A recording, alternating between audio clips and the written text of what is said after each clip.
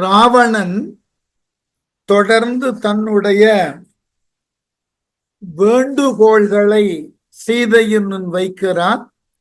தான் பெரியதோர் வீரன், அரிய பல தவங்களை செய்து பெறுதற்கு அரிய பெருவரங்கள் பெற்றவன் என்பதனையெல்லாம் மறந்து, ரொம்ப அழகான திருக்குறள் ஒன்று உண்டு.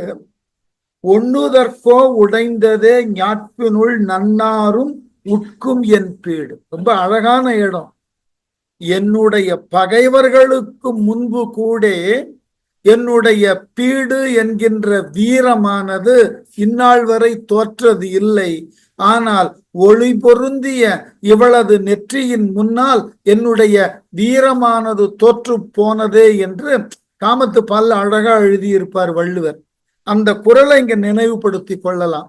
ஏனென்றால் இதுவரைக்கும் யார் ஒருவரையும் கண்டு அஞ்சாதவன், யார் ஒருவருக்கும் தோற்காதவன், எத்தகைய பகைவர்களையும் நேரடியாக எதிர்கொண்டு அவர்களை வென்றவன், இப்படிப்பட்டவனாகிய ராவணன் சீதை என்கின்ற அந்த எழிலனுக்கு முன்னால் தன்னுடைய அனைத்து வீரத்தையும், தான் இதுகாரும் பெற்றிருக்கக்கூடிய எல்லா பெருமைகளையும் இழந்து நிற்கிறான் என்பதுதான் வருந்துதற்கு உரிய செய்தி.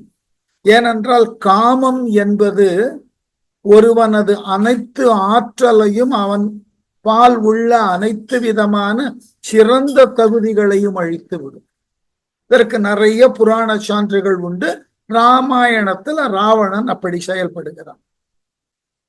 அடுத்து சொன்னா, நோயினை நுகரவேயும் நுணங்கி நின்று உணங்கும் மாவி நாய் உயிர் ஆகும் மன்றே நாள் பல கழித்த காலை பாயிரம் உணர்ந்த நூலோர் காமத்து பகுத்த பக்தி ஆயிரம் அல்ல போன ஐயிரண்டு என்பர் பொய்ய. இதான் போன வகுப்புல பார்த்த இறுதியான பாட்டு. அதாவது காமத்தை பற்றி இலக்கணம் எழுதின புலவர்கள் எல்லாம் காமத்தினால் ஏற்படக்கூடிய அவத்தைகள் 10ன்னு தான் எழுதினார்கள். அத போன வகுப்புல வரிசையா சொன்ன காட்சி, ஒருதலை, உள்ளுதல் என்று சொல்லி மறத்தல், மயக்கம், சாக்காடுன்னு இந்த 10 விதமான அவத்தைகள். இத வடமொழியில அவத்தாத்திரயங்கள்னுவார்கள். ராவணன் சொல்லுகிறான், காமத்தினுக்கு இலக்கணம் வகுத்த இலக்கண நூலார்கள் எல்லாம் அவத்தைகள் 10 என்றுதான் சொன்னார்கள். ஆனால் 1000 அல்ல, 10 அல்ல, அது 1000க்கு மேலானது. ஐயிரண்டு என்பதெல்லாம் பொய்யே. காமத்தினால் ஒருவனுக்கு ஏற்படக்கூடிய அவத்தை 10னுள் அடங்குவது அன்று. இது 1000ஐயும் தாண்டி இருக்கக்கூடிய ஒன்று என்று தான் அவலிக்கப்பட்டதை நினைத்து வருந்துகிறான். அடுத்து சொல்றான், அறம் தரும் செல்வம் அந்நீர் அமிழ்தினும் இனியீர் என்னை பிறந்திலன் ஆக்க வந்தீர் பேர் எழில் மானம் கொல்ல மறந்தன பெரிய போனவரும் எனும் மருந்து தன்னால் இறந்து இறந்து உய்கின்றேன் யான் யார் இது தெரியும் இட்டான். இதை விட ஒரு மனிதன் தன்னை கேவலப்படுத்தி கொண்டு பேச முடியாது. இந்த மாதிரியான உணர்வுகள் எல்லாம் சங்க இலக்கியத்துல பெண்பாலார் பேசுவது போல வரும். ஏனென்றால் பொருளினை ஈட்டி வருவதற்கு சென்ற தலைவன் குறிப்பிட்ட நாள்ல வரவில்லை என்பதினாலே தலைவி இயங்குவதாக, தவிப்பதாக, அந்த பிரிவினால் அவள் அவலிப்பதாக பாடல்கள் இருக்கும். நற்றினையில ஒரு அழகான பாட்டு இருக்கும். நீள்நிடை அத்தம் நோக்கி கண்ணும் காட்சி தெளிவில்லை.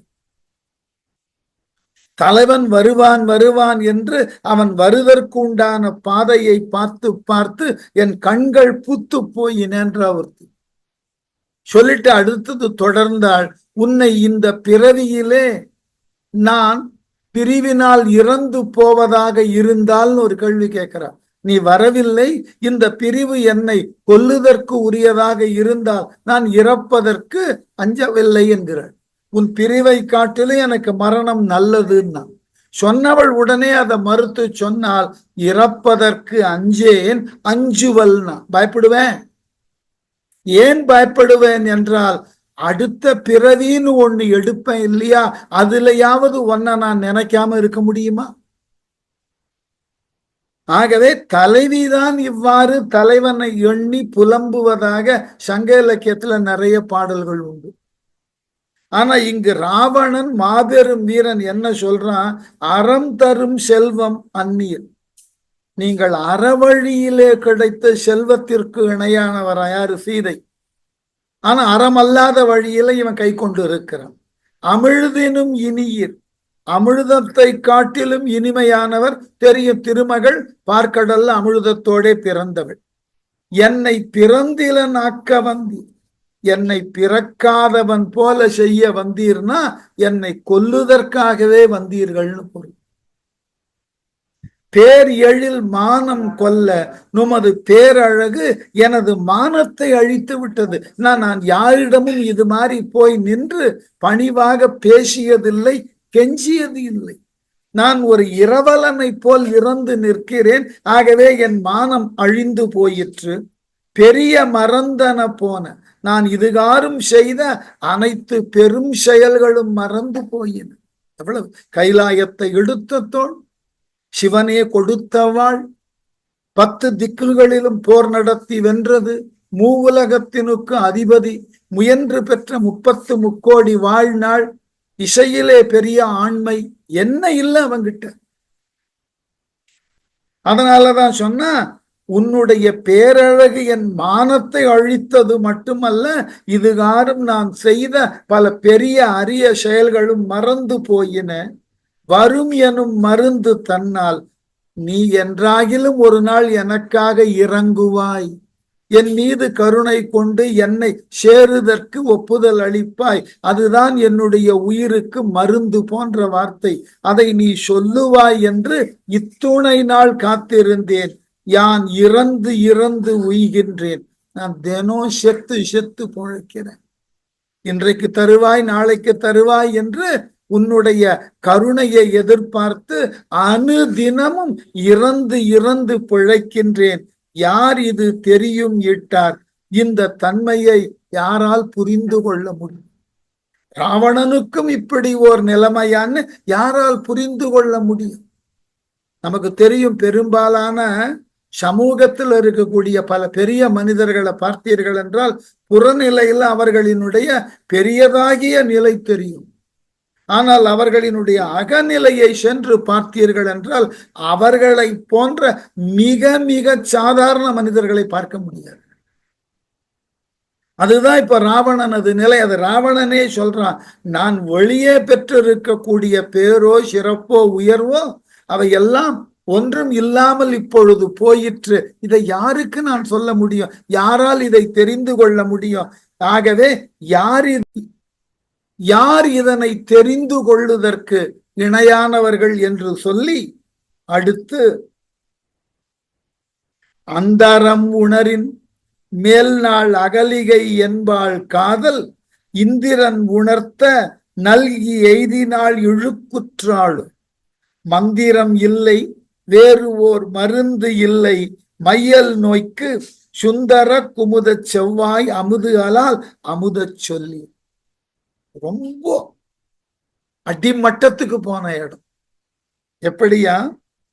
அமுத சொல்லிர், அமிர்தத்தை போன்று பேசுதற்கு உரியவளாக உள்ள சீதையே, இனிய சொல்லை பேசக்கூடியவரே, அந்தரம் உணரீர், நடுநிலைமையோடு எண்ணி பாருங்கள் ராமன்.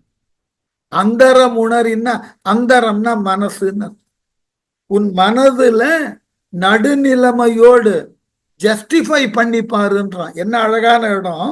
அந்தரம் உணரின் நடுநிலைமையோடு எண்ணி பார்த்தால், ஒரு விளக்கம் சொன்னா, மேல் நாள் முன்பு ஒரு காலத்துல அகலிகை என்பாள், அகலிகை என்ற பெயருக்கு உரியவள், காதல் இந்திரன் உணர்த்த, தனது காதலன் இந்திரன் தன் காதலை உணர்த்த நல்கி எய்தினாள், அவனுக்கு தன்னை கொடுத்து இன்பம் அடைந்தாள்.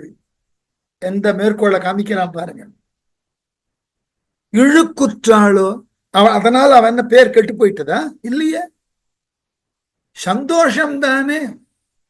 இந்திரனோடே சேர்ந்து சுகம் அனுபவித்தவள்னு பேர் கிடைச்சதே. இந்திரனே மனது விரும்பி இவளை தேடி வந்தான் என்ற பெருமை இருந்தது. பின்னாடி ராமனால சாப விமோச்சனம் அடைந்ததெல்லாம் பெரிய விஷயம் இல்லை. அந்த இன்பம் துய்த்ததனால உலகம் அவளை தூற்றியதா? கௌதமன் சாபம் கொடுத்தான் கல்லா பொண்ணு, உலகம் தூற்றியதா? இல்லையே. இதெல்லாம் கொஞ்சம் ஆராய்ச்சி பண்ண ஆரம்பிச்சாக்க ராவணன் சொல்லுவது மிகச் சரியானதுன்ற முடிவுக்கு வந்துருவோம். உதாரணமா பார்த்தீர்கள் என்றால் ராமாயணத்தை தொடர்ந்து வந்த மகாபாரதத்துல ஒரு இடம் உண்டு. இந்த பாண்டவர்கள் அனைவரும் திரௌபதியோடு வனவாசத்துல இருந்த பொழுது அந்த ஐவரோடு திரௌபதி தங்கி இருந்த இடத்துல ஒரு பெரியதோர் மாமரம் இருந்தது. அந்த மாமரத்தின் கனியை பார்த்த உடனே திரௌபதிக்கு அதை உண்ண வேண்டும்னு ஆசை வந்து உடனே அந்த மாம்பழத்தை அம்பெய்து பறித்து விட்டார்கள். உடனே அந்த மாமரம் தருமனிடம் பேசியது. தருமா, நீ எல்லா தர்மங்களையும் உணர்ந்தவன், நீ இப்படி செய்யலாமா? என்னுடைய வம்சத்தை விருத்தி செய்து கொள்ள என்னிடம் இருந்தது ஒற்றை கனி, அதையும் நீ இப்பொழுது உண்டு விட்டாய் என்றால் அதனால் வரக்கூடிய என் வம்ச விருத்தியானது அழிந்து போகும் அல்லவா என்று கேட்ட உடனே தருமன் மனது ரொம்ப வருந்தினான். அந்த நேரம் பார்த்து அங்க கண்ணன் வந்தான். கண்ணன் இந்த மாதிரி சொல்லி முறையிட்டான் தருமன். உடனே கண்ணன் சொன்னான், இந்த மரம் காட்டதும் நியாயம், நீ அதற்கு வருந்துவதும் நியாயம். ஆகவே ஒன்று செய்யலாம், அவரவர் உள்ளத்துல இந்நாள் வரை பிறர் அறியாத அளவுல ஒரு உண்மையை ஒளித்து வைத்திருப்பீர்கள் அல்லவா, அந்தந்த உண்மைகளை அறுவரும் சொல்லுங்கள். இந்த கனி தானாக மரத்திலே சென்று பொருந்திக் கொள்ளும். சகதேவன் முதலாக தருமன் ஈராக 5 பேர் ஆளுக்கு ஒரு உண்மையை சொன்னார்கள். அவர்கள் உள்ளத்தில் இந்நாள் வரை ஒளித்து வைத்திருந்த உண்மைய அந்த கனியானது காம்பு கட்ட போய் நின்று திரௌபதி தான் உண்மையை சொல்லணும். திரௌபதி என்னென்னமோ சொல்லி பார்க்கிறாள், ஒட்டல அது போயிட்டு. இறுதியில சொன்னாள், நான் 5 மனைவியாக இருப்பது என்னவோ உண்மைதான், நான் கர்ணனை பார்க்கின்ற பொழுதெல்லாம் அவனும் எனக்கு கணவனாக வந்தால் மகிழ்வோடு இருப்பேன் என்று நான் எண்ணியது உண்டுன்னு இந்த கனி மரத்தோடு போய் பொருந்தி விட்டது. அப்போ திரௌபதியினுடைய உள்ள கிடக்கை, கர்ணனினுடைய எழில், அவனது தோற்றம், அவனிடம் இருக்கக்கூடிய வில்லாற்றல், இவைகளினால் ஈர்க்கப்பட்டு அவனோடு ஒன்றி இருக்க வேண்டும்னு ஆசை கொண்டதை சொல்ல முடிஞ்சது. இதெல்லாம் அந்த காலத்துல ஏன் சொன்னார்கள்னா, மிக பெரிய அளவினுக்கு உண்டான சிக்கலை தருவது அவரவர் மனத்தின் கண் உள்ளான கிடக்கைகள். சொல்ல முடியாது யார் என்ன நினைக்கிறார்கள், யார் என்ன சிந்திக்கிறார்கள், சொல்ல முடியாது. மகாபாரதத்துல 2 இடம் அப்படி வரும். அதாவது இந்திரபிரஸ்த நகரினுடைய விழாவிற்கு சென்று வந்த கண்ணன் அந்த துவாரகையில் இருக்கக்கூடிய ஒவ்வொருவருக்கும் தருமன் கொடுத்த பரிசு என்று ஒவ்வொன்றாக கொடுத்தான். அதுல சுபத்திரையினுடைய மகளான வத்சலாவினுக்கு ஒரு அழகான பெட்டியை கொடுத்தான். இந்த பெட்டியை திறந்தால் ஒரு கண்ணாடி இருக்கும். அந்த கண்ணாடியில யார் முகம் தெரிகிறதோ அவர்களது உள்ளத்துல யார் இருப்பார்கள் என்பது கண்ணாடியில் பிம்பமாக தெரியும்னு அப்படிப்பட்ட ஒரு மந்திரம் நிறைந்த பெட்டின்னு கொடுத்தான். உடனே வத்சலா திறந்து பார்த்தால் அபிமன்யு தெரிந்தார். இருவரும் ஒருவரை ஒருவர் விரும்பக்கூடியவர்கள். பலராமன் திறந்து பார்த்தான், அவனுடைய பிரதம சிஷ்யனான துரியோதனன் தெரிந்தார்.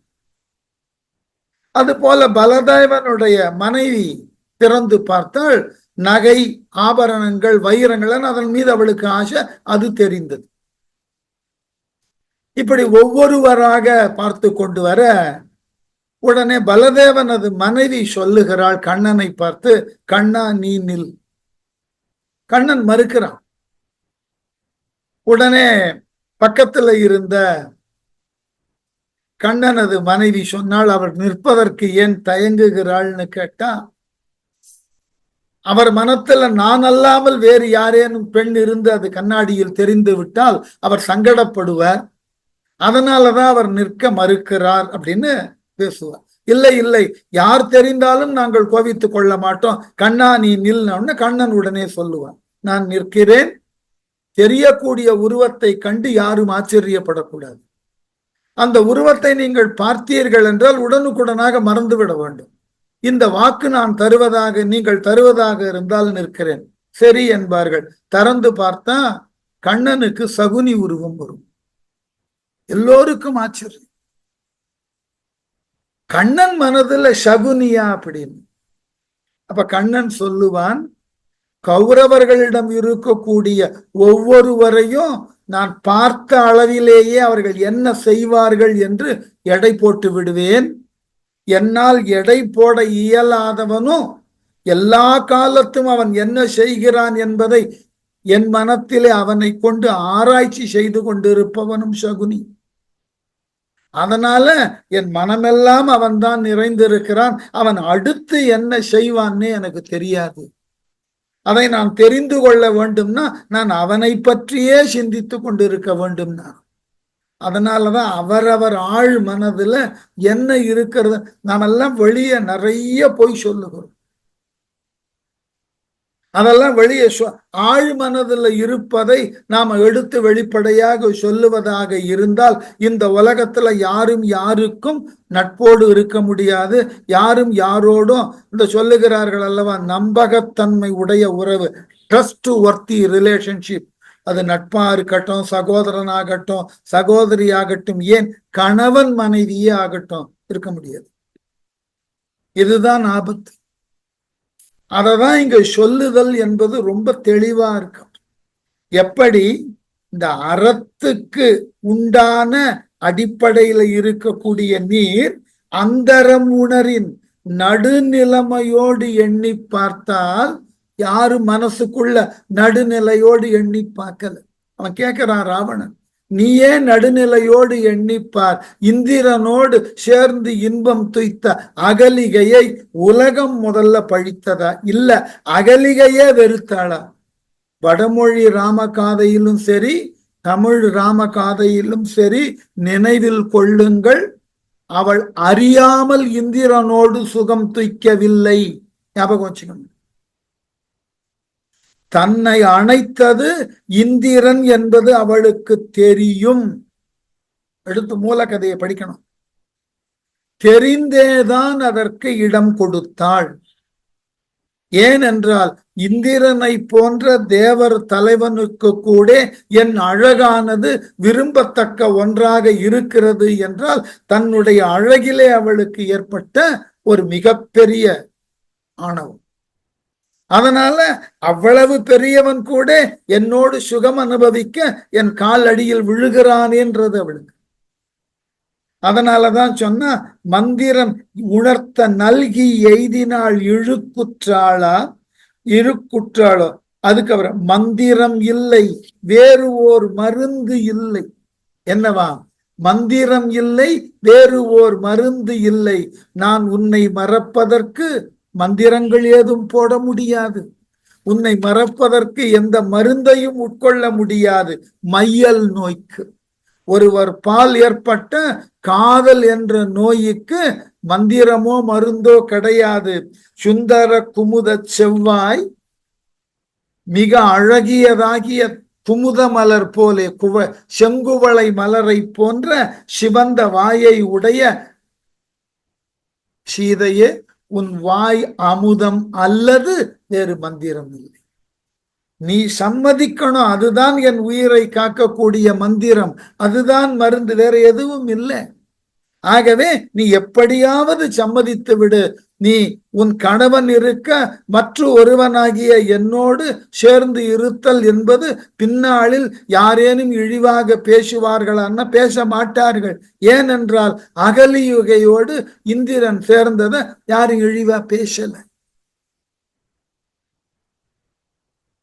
அதாவது எங்கள் தஞ்சை மாவட்டத்தில் ஒரு பழமொழி சொல்லுவார்கள்,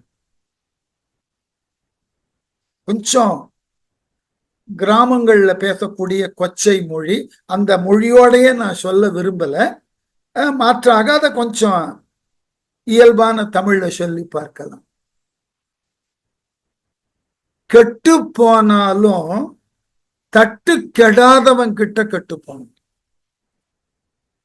அதாவது ஸ்டேட்டஸ் உள்ளவங்கிட்ட கெட்டு போனோம். இது தஞ்சை மாவட்டத்துல ஒரு அழகான பழமொழி. அந்த கெட்டு போனால்ன்ற சொல்லலாம் என்னுடைய பேச்சு மொழியில இருக்கக்கூடிய சொல் வேற. இதான் அடிப்படை. கெட்டு போனாலும் தட்டு கெடாதவனிடம் கெட்டு போகும். அது ஒரு ஸ்டேட்டஸ். எவனாவது உயர்ந்த தகுதியில இருக்கிறான்னா அவங்கிட்ட போய் கெட்டு போனா தப்பு இல்லை. சமூகம் இத்தகையதோர் அமைப்பை உருவாக்கி வைத்திருந்தது. அதனால இவன் ராவணன் சொல்றான், கவலைப்படாத, நான் சாதாரண ஆள் இல்லை. அதான் அவருடைய குறிப்பு பொருள். நான் ராவணேஸ்வரன். நீ என்னோடு சேர்ந்து இருப்பதனால உலகம் உன்னை எல்லாம் பழிக்காது. நான் அகலிகையே பழிக்கல. நான் அகலிகை கெட்டு போனது இந்திரனிடம், ஆகவே அகலிகையை பழிக்கல. அது போல நீ என்னோடு என் விருப்பத்திற்கு இணங்கினால் உன்னை யாரும் பழிக்க மாட்டார்கள். வாயை திறந்தவனும் பேச மாட்டான். சொல்லிட்டு இவ்வளவு பேசி நானு இதுக்கு முத்தாய்ப்பான ஒரு வேலையை செஞ்சான் ராவணன். இவ்வளவு நேரம் பேசினவன் நெடுஞ்சான் கிடையாக விழுந்து வணங்கினான். ஏன் இந்த இடத்த அவ்வளவு அழுத்தமா சொல்ல வேண்டி இருக்குன்னா, முதல்ல ராவணனை கம்பன் அறிமுகப்படுத்தின பொழுது எங்க அறிமுகப்படுத்துறான்? சூர்பனகையானவள் ராவணன் கிட்ட வந்து தனக்கு ஏற்பட்ட அவமானத்தை சொல்லக்கூடிய இடம். அந்த இடத்துல ராவணனை அறிமுகப்படுத்தும் போது கம்பன் என்ன சொன்னா, இந்த ராவணன் எவ்வளவு பெரிய ஆண்மை உடையவன் தெரியுமா? தன் மனையாளோடு ஊடிய காலத்துல கூட அவள் ஊடலை போக்குவதற்காக தலை குனியாதவன், தலை பணிந்து வணங்காதவன் சொன்னான். முறையாக மணந்து கொண்ட மனையாளாகிய மண்டோதரியோடு ஊடல் என்பது காதல் பிணக்கு, லவ் குவாரல். அந்த மாதிரியான ஊடல்ல கூட மனைவியை திருப்திப்படுத்துவதற்கு அவ காலில் விழமாட்டான். அன்னை காலத்துல ஒரு திரைப்படம் வந்தது, எத்தனை பேர் பார்த்திருப்பீர்கள்? நானெல்லாம் பார்க்கல, ஒரு காட்சி தான். கணவன் வந்து போலீஸ் துறையில அலுவலக இன்ஸ்பெக்டரா இருப்பான். மனைவி கிட்ட மன்னிப்பு கேட்பான். அவன் முடிந்த பதிலே சொல்லாமல் இருப்பாள். அவன் கடைசியில கேட்பான், என்ன ஒன்ன நான் கன்வின்ஸ் பண்ணணும், காலில் விழணும்னு நினைக்கிறியா? விழு அப்படின்னு. விழு. உடனே அவன் சொல்லுவான், உடனே கீழே ஏதோ ஒரு பொருளை போட்டு எடுப்பது போல விழுவான். அவன் சொல்லுவான், இது போன்ற மாதிரி பாவனை எல்லாம் வேண்டாம், நேரடியா விழும். இது திரைப்படத்துல காட்சி இல்லை, சிவன் விழுந்ததாக பாட்டு உண்டு பிரபலிங்க லீலையில். தொல்காப்பியம் இலக்கணம் எழுதுகிறது, கிழவோள் உயர்வு கிழவோன் பணிவு உண்டு என்கின்றது ஊழல்ல. கிழவோள்னா தலைவி, கிழவன்னா தலைவன். தலைவியின் காலில் தலைவன் விழுதல் என்பது ஏற்றுக்கொள்ளப்பட்டது, ஊழல்ல. இதெல்லாம் சகஜம். திருக்குறள்ல புலவி நுணுக்கம்ன்ற அதிகாரத்துல கடைசி குறள் இதுதான். அடி விழுந்து வணங்குதல். ராவணன் ஏன்னா ராவணன் காமத்தினால் உந்தப்பட்டு முறையற்ற நிலையில காமத்தை துய்க்க வேண்டும் என்ற ஆர்வத்தினால சீதை காலில் விழறான். இதை விட என்ன இழிவு பாருங்க.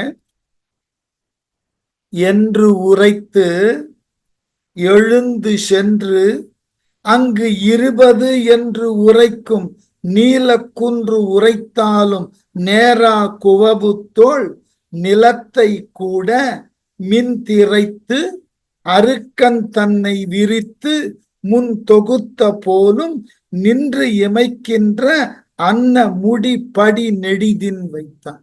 கம்பன் வார்த்தைக்கு வார்த்தை அழகா இந்த அவமானத்தை படிப்படியா ஏற்றினான். எப்படியா? என்று உரைத்து இவ்வாறாக பலவாறு சீதையின் அழகு தன்னை எவ்வாறு எல்லாம் வருத்தி கொண்டிருக்கிறது என்று சொல்லி அங்கு எழுந்து சென்று தனக்கு உரிய ஆசனத்தில் இருந்து எழுந்து சீதை அருகே சென்று 20 என்று உரைக்கும் எண்ணிக்கையினால் 20 என்று சொல்லக்கூடிய 20 தோள்கள் நீல குன்று உரைத்தாலும் நீல நிற மலையை உவமை சொன்னாலும் அந்த மலையை காட்டிலும் அழகானது இவனது தோள்கள். அப்படிப்பட்ட தோள்கள் நேரா மலைகளுக்கும் ஒப்புமை காட்ட முடியாத அந்த 20 அழகான தோள்களும் குவவு தோள் நிலத்தை கூட திரண்ட தோள்கள் நிலத்திலே சென்று தடவினவன். அப்படியே விழுந்து வணங்குறான். மின் திரைத்து மின்னலை சுருட்டி அருக்கன் தன்னை விரித்து கதிரவன் தன்னை ஒளிபரப்புமாறு வைத்து முன் தொகுத்த போலும் முன்பு ஒரு திரளாக தொகுத்து வைத்தது போன்று நின்று இமைக்கின்றது அன்ன நிலைத்து நின்று ஒளியை வெளிப்படுப்பது போன்று முடிப்படி நெடிதின் வைத்தான். மௌலியை சூரியனே அப்படி நிலத்துல வந்து படிஞ்சா மாதிரி சூரியனை போல் கோடி பிரகாசம் வீசக்கூடிய அவனது 10 தலையில் உள்ள மகுடங்களும் அப்படியே நிலத்துல சென்று பொருந்தியது. இதை விட ஒருவன் தன்னை இழிவுபடுத்திக் கொள்ள முடியாது. ராவணனை போன்றவர்கள். அதனால இந்த நிலைக்கு ராவணன் தள்ளப்பட்ட உடனே சீதை ரொம்ப அழகா பேசினான். ராவணன் கிட்ட சீதை பேசின இடம் 2 இடம். ஒன்று அசோகவனத்துல அனுமன் சீதையை காண வந்த பொழுது ராவணன் அங்கு வந்து பேசினத அனுமன் கேட்டான். அடுத்தது இங்க இப்ப பேசுறா சீதை. வல்லியம் மருங்கு கண்ட மான்யன மறுக்கமுற்று மெல்லியல் ஆக்கை முற்றும் நடுங்கினள் விம்முகின்றாள் கொல்லிய வரினும் உள்ளம் கூறுவன் தெரிய என்ன புல்லிய கிடந்தது ஒன்றை நோக்கினாள் புகழ்வது ஆனாள். மெல்லியல் மென்மையான சாயலை உடைய அந்த சீதை ராவணன் அருகில வந்து காலில் விழுந்ததை பார்த்த உடனே வல்லியம் மருங்கு கண்ட மானென மறுக்கம் முற்று. வல்லியம்னா புலி. புலி தன் பக்கத்திலே வந்து நிற்கின்ற பொழுது ஒரு மானானது எவ்வாறு கலக்கம் அடையுமோ அது போல கலக்கம் அடைந்தாளாம் சீதை. கொடிய புலி தன் அருகில் நின்றால் மான் எவ்வாறு துணுக்குறுமோ அது போல நடுங்கினான். ஆக்கை முற்றும் நடுங்கினள் விம்முகின்றாள். உடம்பு தன்னறியாம நடுங்கித்து விம்ம ஆரம்பிச்சா. ஐயோ என் நிலை இப்படி ஆயிற்றே, நான் ராமனுக்கு துணையாக இருந்து மாற்றானாகிய ராவணன் என்னை விரும்பக்கூடிய அளவில் பேசக்கூடிய அந்த வார்த்தைகளை கேட்கக்கூடிய அளவிலே என் நிலை ஆயிற்றேன்னு வருத்தப்பட்டான். விம்முகிறாள். உடல் முழுவதும் நடுங்கி விம்ம, அதாவது இந்த துக்கம் மேலும் மேலும் தோன்றுகிறது. அவள் உள்ள நடுங்குகிறாள். கொல்லிய வரினும் அவன் என்னை கொல்லுதற்கு முன் வந்தாலும் உள்ளம் தெரிய கூறுவேன் என்ன என் மனத்தில் உண்டான கருத்தை அவங்கிட்ட எடுத்து சொல்ல போறேன். அதுக்கு பின்னாடி அவன் என்ன கொன்னாலும் இங்க வேலை கிடையாது. இவ்வாசைக்கெல்லாம் இணங்க முடியாது. கூறுவேன் என்று. என்ன அழகான இடம். ராவணனை பார்த்தே பேசல. இவன் என்ன கொன்னாலும் பரவாயில்ல, நான் சொல்லத சொல்லியே தீருவேன்னு சொல்லி தெரிய என்ன புல்லிய கிடந்த ஒன்றை நோக்கினாள். அருகில் தரையில கிடந்த ஒரு காஞ்சு போன புல்லு துரும்ப பார்த்தா. அதை பார்த்து பேசினான். என்ன அர்த்தம்? டே ராவணா, நீ இந்த துரும்புக்கு சமானமன். உன்னெல்லாம் எனக்கு தகுதியா நேருக்கு நேர் பார்த்து பேசுற அளவுக்கு உனக்கு யோகிதை எல்லாம் கிடையாது. என்னுடைய பார்வையில என்னுடைய நோக்குல இந்த துரும்புக்கு இணையானவன் நீ. என்ன செய்ததெல்லாம் அறமற்ற செயல், உனக்கு என்ன மரியாதை? உன் முகத்தை எப்படி நான் நிமிர்ந்து பார்ப்பது? இப்ப சீதை மற்ற ஆடவர்களை எல்லாம் நிமிர்ந்து பார்க்கல, என்ன பார்த்திருக்கா?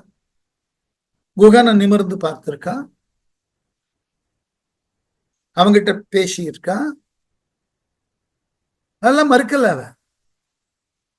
ஏனென்றால் குகன் நேர்மைக்கு அத்தாட்சி, அன்பினுக்கு அவன் ஒரு சான்று.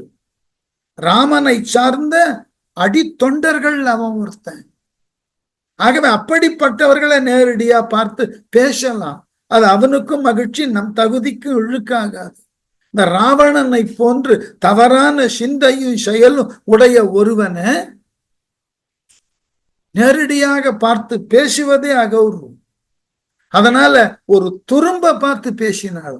என்னவென்று, பழி இது பாவம் என்று பார்க்கிலை, பகரத்தக்க மொழி இவை அல்ல என்பது உணர்கிலை, முறைமை நோக்காய் கிழிகிலை நெஞ்சம் வஞ்ச கிளையோடு இன்று காரும் அழிகிலை என்ற போது என் கற்பு என்னாம் அறம்தான் என்ன கேட்டா. என் கற்பு என்னன்னு நினைச்ச, உன்னை அடியோடு அழிக்கும். அழிக்கலன்னு நான் கற்பை கொண்டு இருப்பதால் பயன் என்ன? நான் பின்பற்றக்கூடிய அறத்தினால் என்ன பயன்? என்னவா? பழி இது பாவம் என்று பார்க்கலை. இப்படி மற்ற ஒருவனது மனைவியை அபகரித்து வந்ததும் அவளிடம் இவ்வாறு காமம் கொண்டு பேசுவதும் உன்னுடைய குலத்தினுக்கு பழியாய் வரும்னு யோசிக்கல. இப்படி பேசுவது மாபெரும் பாவம் என்று உணரவில்லை. பகரத்தக்க மொழி இவையன. இப்படித்தான் மாற்றான் மனைவியிடம் பேசுவத? இப்படி பேசுதல் தான் முறையா? நீ என்ன ராஜாவா இருந்திருக்க? இவ்வாறு அருவருக்கக்கூடிய நிலையில அடுத்தவன் மனைவியிடம் பேசலாமா? ஆகவே மொழி இவை அல்ல என்பது உணர்கிலை. அந்த உணர்ச்சி உன் மனசுல இல்ல. நீ எல்லாம் என்ன மனிதன்? நீ எல்லாம் என்ன பெரிய அரசனா இருந்திருக்கிறாய்? முறைமை நோக்காய் நான் எப்படிப்பட்ட தகுதியில இருக்கேன்? என்னுடைய முறைமை நோக்காய் முறையே இல்லையா உங்ககிட்ட?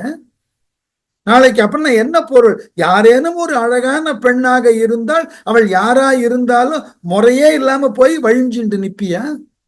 முறைமை நோக்காய் கிழிகிலை நெஞ்சம். உன் மனசு இப்படி பேசுறதுக்கு கூசல, அந்த நெஞ்சம் வெடிக்கல. வஞ்ச கிளையோடு இன்று காரும் அழிகிலை. இதுவரைக்கும் வஞ்சத்தையே சுற்றமாக கொண்டிருக்கக்கூடிய உன் உறவுகளோடு நீ அடியோடு அழிய போகிறாய். அப்படி ஒண்ணு நடக்கலன்னா என் கற்பு என்ன? அப்படி ஒண்ணு நடக்கலன்னா நான் கற்போடு இருக்கிறேன் என்பதற்கு என்ன பெருமை? எல்லாம் நடக்கும். என்ன அறம்தான், என்ன தர்மம்னு ஒண்ணு இருக்கு இல்லையா? நடக்கும். ஆகவே நீ ரொம்ப அதிகமா பேசுற.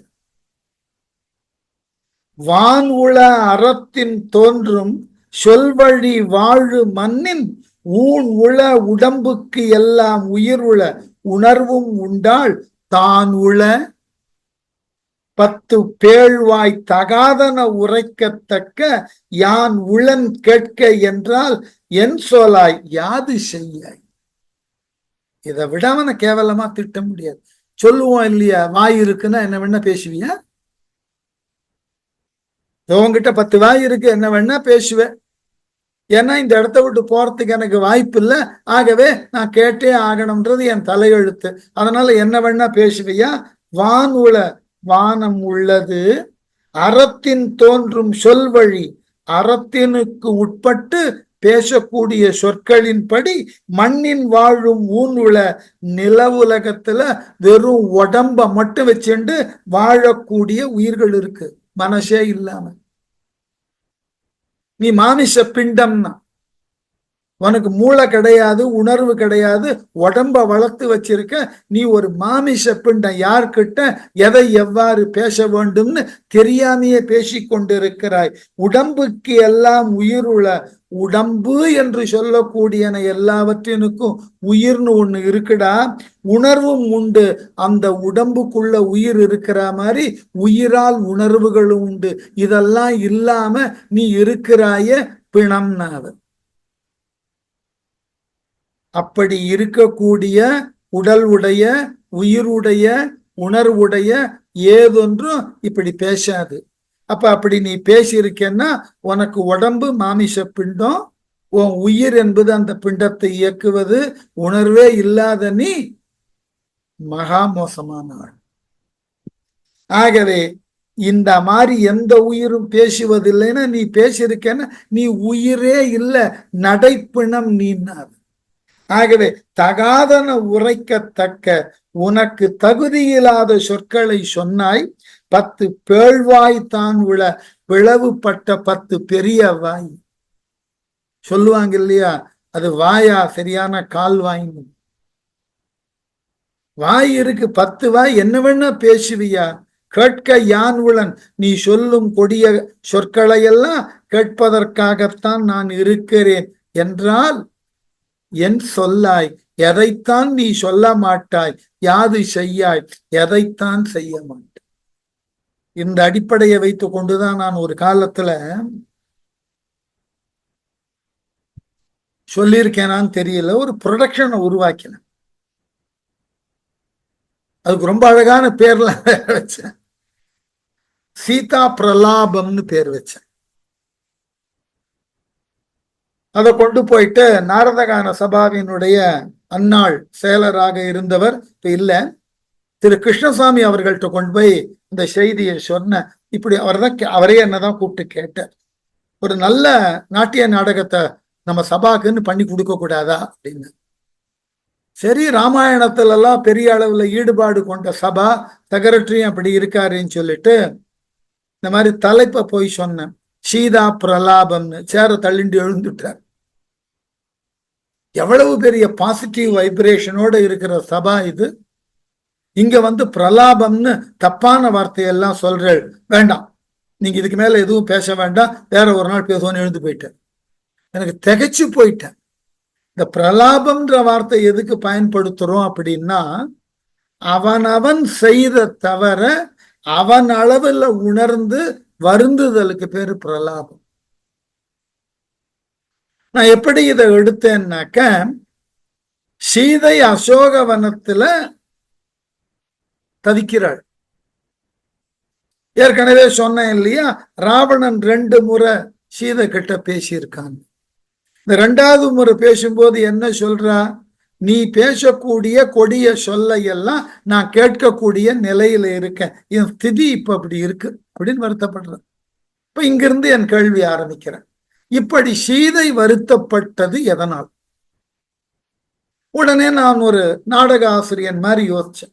என்ன சீதை நினைக்கிறா, எனக்கு இப்படிப்பட்டதாகியது ஒரு கொடிய சொல்ல கேட்பதற்கு என்ன காரணம்? ஒரு கால் நான் பிறந்த ஊர்ல மித்திலையில என்னுடன் பிறந்தாரோடும் ஏனைய பிறரோடும் பழகின காலத்துல யாரையாவது கொடுமையா பேசிட்டேனும்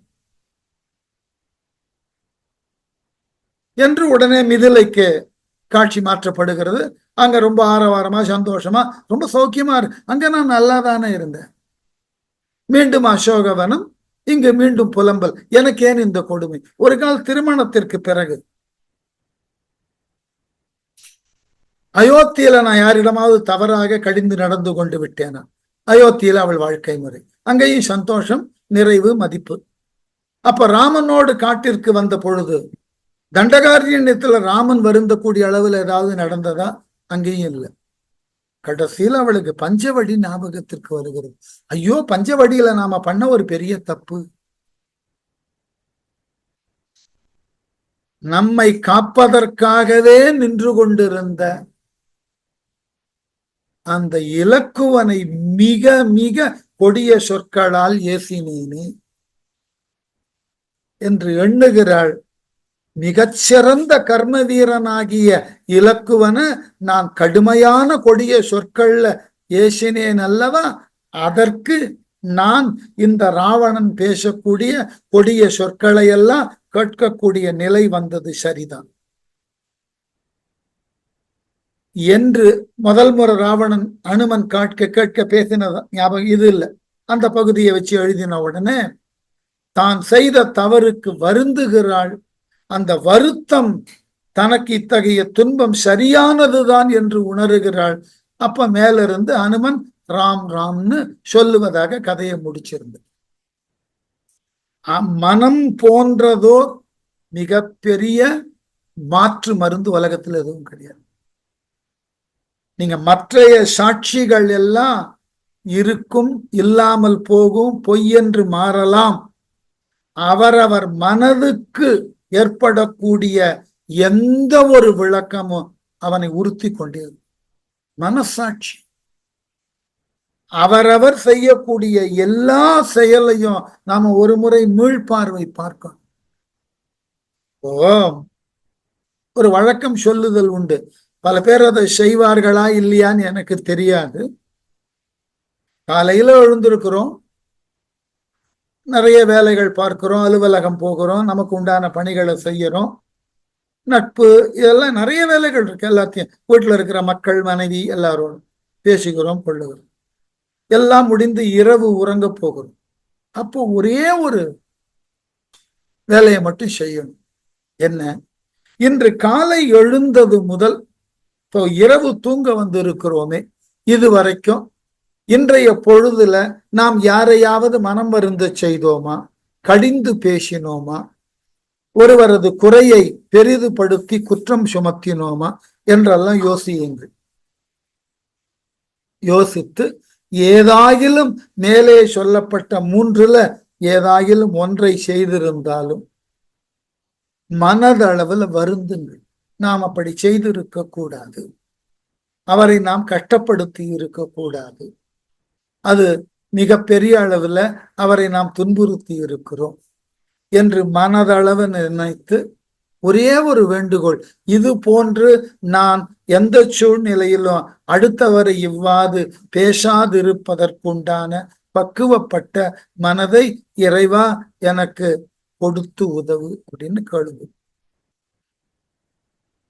சரியா? ஏனென்றால் மனித மனதை போன்ற ஒரு மிகச்சிறந்த நீதிபதி உலகத்துல கிடையாது. கடவுள் கூட அதற்கு பின்னாடிதான்.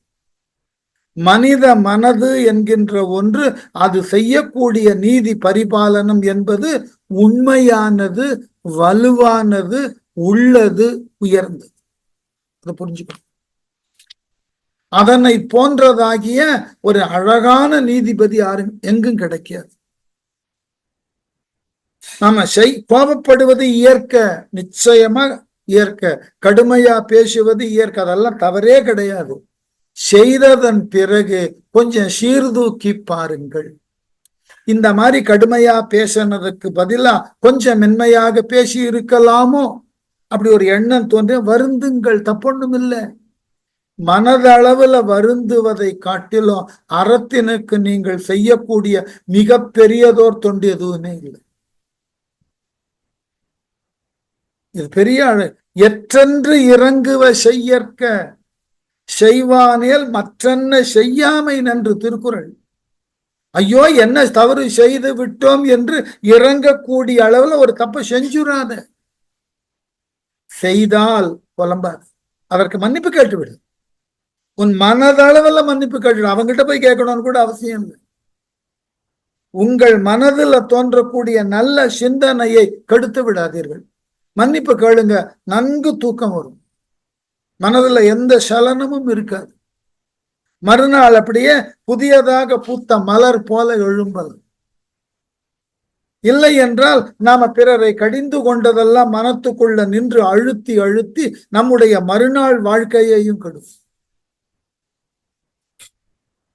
இது ஒரு அழகான உளவியல். ஏனால் மனது போன்றதோர் நீதிபதி எங்கேயுமே பார்க்க முடியாது. புறநிலையில நீங்க என்ன வேண்டுமானாலும் நீதியை சொல்லலாம். அகநிலையில மனதுல சீர்தூக்கி பார்க்கின்ற பொழுது ஐயோ நாம் செய்தது எவ்வளவு பெரிய தவறுன்னு உண்மை. இதெல்லாம் தான் ஆபத்து. அதனால சீதை இங்க அதுக்குதான் வருத்தப்பட்ட. நீ சொல்லணும், நான் கேட்கணும், என் தலையெழுத்து. அவன் நினைச்சு பார்க்கலாம் மனசுக்குள்ள, இப்படித்தானே இலக்குவனுக்கு இருந்திருக்கும்.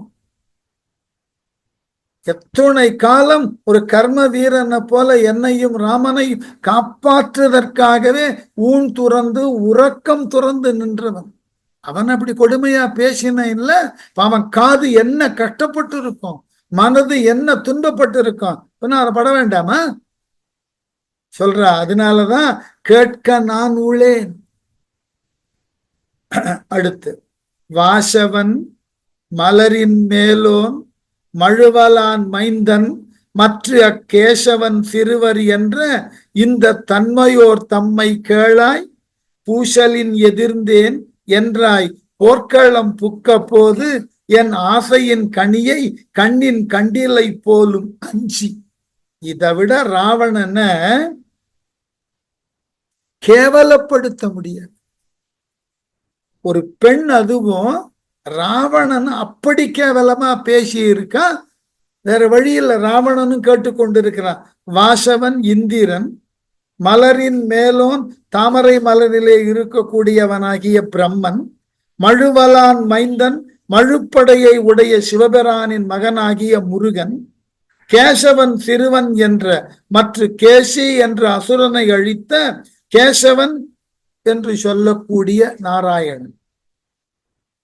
இந்த தன்மையோர் தம்மை கேளாய், இந்த பெருமை பெற்றவர்களின் பேராற்றலை கேட்டாய் என்றால் கவலை கொள்ளாமல் பூசலின் எதிர்ந்தேன் என்றாய், அவர்களை பெரும் போரில் எதிர்த்து வென்றேன் என்கிறாய்.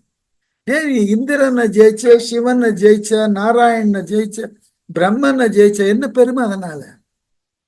என் ஆசையின் கனியை என் பேர் ஆர்வத்தில் முதிர்ந்த பழம் போன்ற ராமனை போர்க்களம் புக்க போது, போர்க்களம் புகுந்த வேளையில அஞ்சி கண்ணின் கண்டிலை போலும், அஞ்சி கண்ணால் காணவில்லை போலும். மத்தவனெல்லாம் ஜெயிச்சேன் ஜெயிச்சேன்னு பெருமை சொல்றியே, என்ன கை கொள்ளணும்னா ராமனை எதிர்த்துல நீ வந்திருக்கணும். ஏன் ராமன் கிட்ட போர் செய்யல? பயந்துதானே வந்த? ராமனை எதிர்க்க முடியாதுன்னா நீ வர்றதுக்கு முன்னாடியே எத்தனை பேரை கொன்றான்ற பட்டியல் உனக்கு தெரியும் இல்ல? உன் தங்க சூர்பனக சொன்னா இல்ல? அதனால ராமனை எதிர்க்க முடியாமல் நீ தேவர்களை எதிர்த்து இருக்கலாம், மூவரை எதிர்த்து இருக்கலாம், முருகனை எதிர்த்து இருக்கலாம். ஆனா ஏன் ராமனை நீ எதிர்க்கல? ராமனை எதிர்த்து இருந்தா உன் நிலைமை தெரிஞ்சிருக்கும்.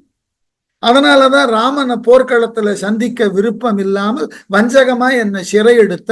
இதுல பெரிய ஜம்பம் வேற உனக்கு, என்கிட்ட நின்று பேசியதற்கு உனக்கு பெரிய ஆற்றல் வேற இருக்கு.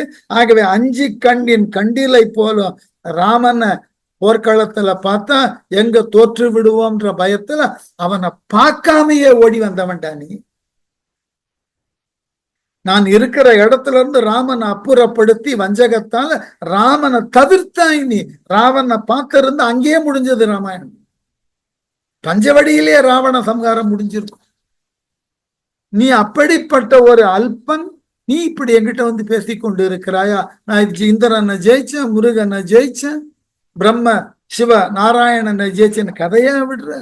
அவ்வளவு பெரிய வீரம் பேசுற நீ ஏண்டா ராமனை எதிர்த்து நின்று போர் செய்து என்ன கொண்டு வரத்துக்கு முயலல?